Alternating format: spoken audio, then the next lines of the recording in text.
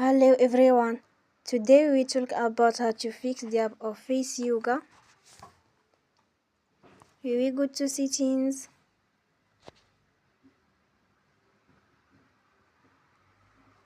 then we click on apps. After that we search the app Face Yoga and we click.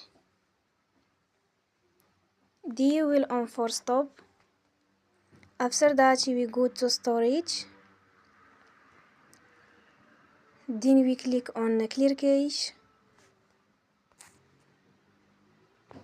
In the end, turn your phone and you will restart your phone again.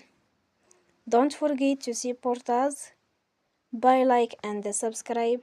See you next time and thank you for watching.